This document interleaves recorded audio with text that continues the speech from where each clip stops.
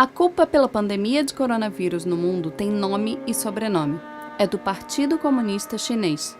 E se você ainda tem alguma dúvida a esse respeito, precisa chegar até o final desse vídeo. Não, a China não criou o novo coronavírus em laboratório. Esqueça as teorias da conspiração. O novo coronavírus é uma tragédia anunciada. E para entender exatamente como isso aconteceu, é preciso primeiro visualizar essa história em ordem cronológica, numa linha do tempo. De acordo com oficiais chineses, o primeiro caso de Covid-19, o nome científico da doença respiratória aguda causada pelo coronavírus da Síndrome Respiratória Aguda Grave 2, aconteceu no dia 17 de novembro de 2019. E o primeiro indivíduo a testar positivo para a doença apresentava sintomas no dia 8 de dezembro de 2019. A falta de condições sanitárias de um mercado de animais silvestres em Wuhan, prática comum num país que não oferece segurança alimentar, foi fundamental para o surto. Só depois do novo coronavírus dar as caras, tardiamente, o próprio governo chinês prometeu acabar com a prática. A contaminação era previsível. Um artigo publicado em 2007 por médicos de Hong Kong já alertava que havia reservatório de coronavírus em morcegos e que o hábito do sul da China de comer mamíferos exóticos era uma bomba relógio. Mas não se engane, essa bomba não se resume à vigilância sanitária. A China é uma ditadura sem liberdade de expressão, de imprensa, política e religiosa, com oposicionistas e ativistas de direitos humanos reiteradamente presos, torturados e condenados a campos de trabalho forçado. Nada disso é opinião, ideologia ou ponto de vista. Foi nesse país, governado pela maior ditadura do planeta, capaz de controlar mais de 1 bilhão e 300 milhões de pessoas, que o novo coronavírus se espalhou. E não dá para dizer que a experiência da China com doenças respiratórias é exemplo para o mundo. Há míseros 18 anos, as informações sobre um outro coronavírus, a SARS, já haviam sido reprimidas pelo governo chinês, condenando centenas de pessoas à morte. Tardiamente, o próprio Partido Comunista admitiu os erros e demitiu o ministro da Saúde e o prefeito de Pequim. Disse que a história serviu como lição. Não serviu. Mas não é difícil entender por que esse cenário acontece. Como a principal preocupação de uma ditadura é com a estabilidade do regime político, com a manutenção do poder de seus principais figurões e não com o bem-estar da população, sem enfrentar grandes resistências, líderes autoritários têm incentivos para negligenciar problemas que afetam sua imagem. Foi exatamente isso que aconteceu na China com o novo coronavírus. No dia 30 de dezembro de 2019, quando a Covid-19 adoeceu 7 pacientes em um hospital de Wuhan e um médico, Li Wenliang, tentou avisar outros médicos do problema, a polícia chinesa o obrigou a assinar uma declaração de que seu aviso constituía, abre aspas, comportamento ilegal. Li Wenliang e outros 7 médicos de Wuhan foram obrigados a assinar um documento admitindo, abre aspas, espalhar mentiras. Foi negligência a céu aberto. Entre o início de dezembro e meados de janeiro, o Partido Comunista Chinês minimizou o surto a um mero problema local, limitado a um pequeno número de clientes de um mercado de Wuhan, restrito a alguns poucos pacientes. Qualquer que fosse a causa da doença, não era nada parecido com SARS. O problema é que tinha tudo a ver com SARS. No dia 26 de dezembro de 2019, um técnico de um laboratório contratado por hospitais de Wuhan disse que sua empresa recebeu amostras de pacientes da cidade e chegou a uma conclusão impressionante. Elas continham um novo coronavírus com uma similaridade de 87% com a SARS. 2 dias antes, uma amostra do novo coronavírus retirada de um paciente foi enviada a um laboratório para o sequenciamento do genoma.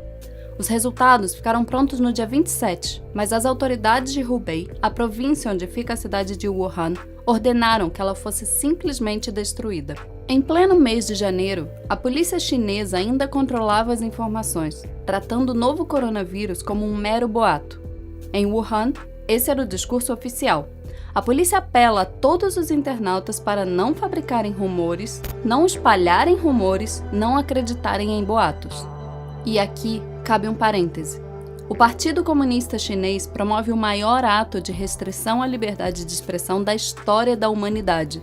Cerca de 50 mil censuradores participam do processo de controle da internet no país, conhecido como Grande Firewall da China. No país, são oficialmente proibidos serviços como Google, Gmail, Facebook, YouTube, Wikipedia, Reddit, Instagram, Twitter e WhatsApp. Como o governo monitora os aplicativos permitidos, acaba controlando todo o conteúdo online e o tráfego de informações. E a vigilância não permanece restrita à internet. O Partido Comunista Chinês também controla todas as principais redações de jornal do país. Segundo a Reporters Without Borders, em 180 países listados, a China é o 177º em liberdade de imprensa. Não há acesso no país à BBC, New York Times, The Guardian, Wall Street Journal, Reuters, Time ou NBC. Controlando a internet e os veículos de imprensa, o Partido Comunista Chinês não teve qualquer dificuldade em atrapalhar o fluxo de informações da população sobre o coronavírus, colaborando ativamente para que o surto se transformasse numa pandemia. Li Wenliang, um médico whistleblower citado há alguns minutos nesse vídeo, só foi liberado da prisão no dia 3 de janeiro de 2020, depois que assinou um documento assumindo a prática de atos ilegais. Li contou à CNN que sua família se preocuparia se ele perdesse a liberdade. Como consequência da exposição ao vírus, isolado no trato de seus pacientes, Li acabou contraindo o novo coronavírus e falecendo aos 34 anos. Outro médico, Wang Guangbao, admitiu mais tarde que a especulação sobre um vírus semelhante a SARS era forte nos círculos médicos no início de janeiro desse ano, mas que as detenções dissuadiram muitos, inclusive ele próprio, de falar abertamente a respeito. E a comunidade médica não foi a única classe acossada pelo Partido Comunista. A imprensa independente, escassa no país, também sofreu represálias.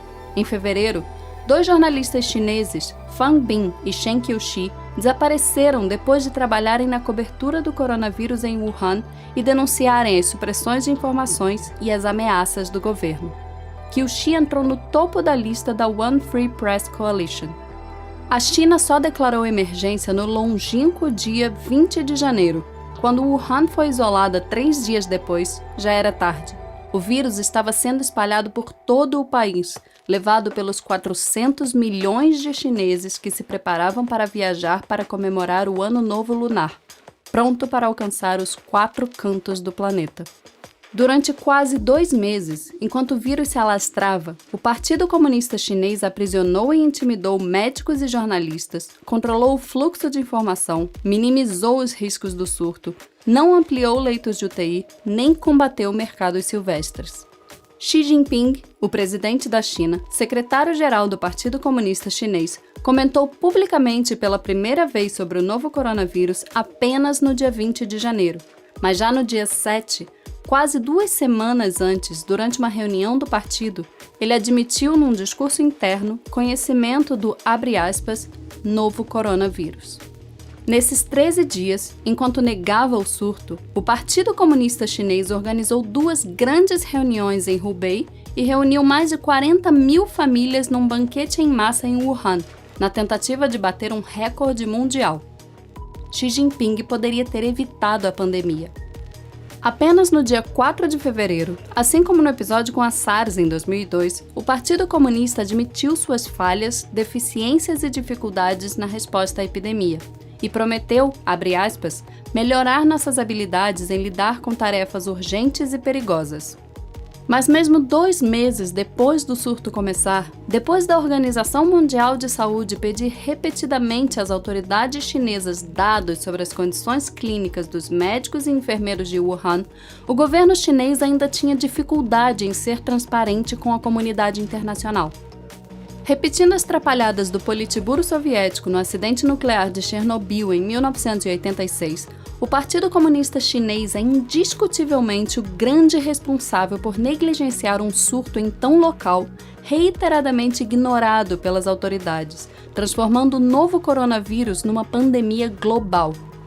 Reprisando os erros da SARS em 2002, a ditadura chinesa deixou o mundo novamente à mercê de seus caprichos, pagando por suas irresponsabilidades, sem nenhuma garantia de que tenha condições de combater exemplarmente novos surtos nos próximos anos, capazes de dizimar populações inteiras. É exatamente por isso que a culpa pelo novo coronavírus tem nome e sobrenome, e que se há outros líderes políticos negligenciando e sabotando o combate ao surto, é tão importante responsabilizar os principais autores políticos dessa pandemia. Ela nasceu no coração do Partido Comunista Chinês. Inúmeras pessoas inocentes morrerão nas próximas semanas graças à ineficiência de uma ditadura. Outras tantas podem sucumbir nas próximas décadas, repetindo os estragos gerados pela SARS e o novo coronavírus, caso a humanidade continue cruzando os braços com os descasos da maior ditadura do planeta. A história será implacável.